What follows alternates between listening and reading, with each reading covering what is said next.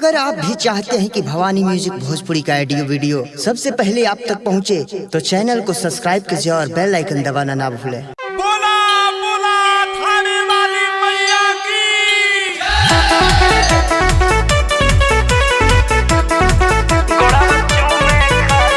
जय जय जय हो मैया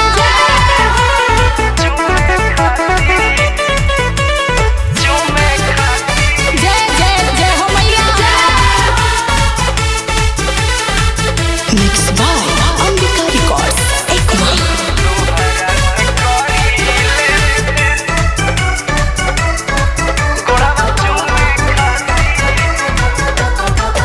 बाघ भैया मैया जी के लेके आई हो भोरवा गोड़वा चूमे खाती।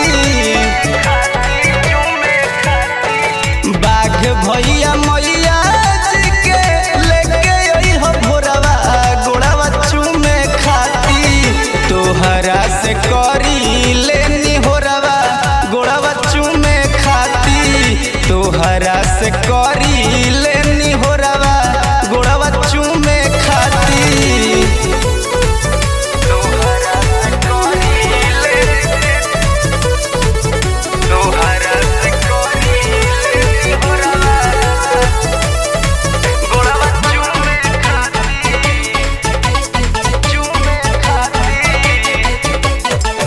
आंगना में फुलावा के कईनी बिछावाना और हबुल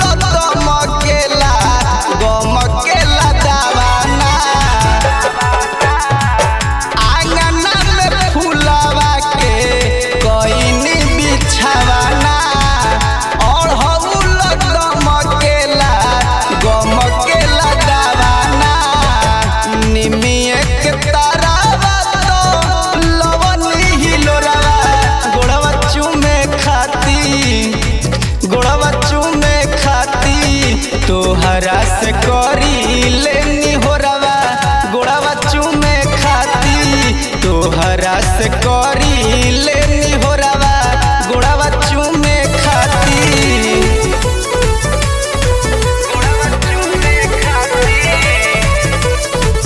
तोहरा से करी लेनी गोड़वा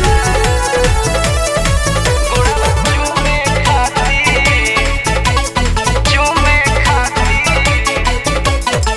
लिपि पोती घरवा दुआरा काला सा सजवनी। काला सा के ऊपर चौमुख दिया ना जरवनी। लिपि पोती घरवा अंगना काला सा सजवनी। काला सा के ऊपर चौमुख दिया ना जरवनी। मेवा मिठाई सन में नारियल के जोड़वा गोड़वा चूमे खाती। गोड़वा चूमे खाती। तोहरा से करी लेनी होरवा गोड़वा चूमे खाती। तोहरा से करी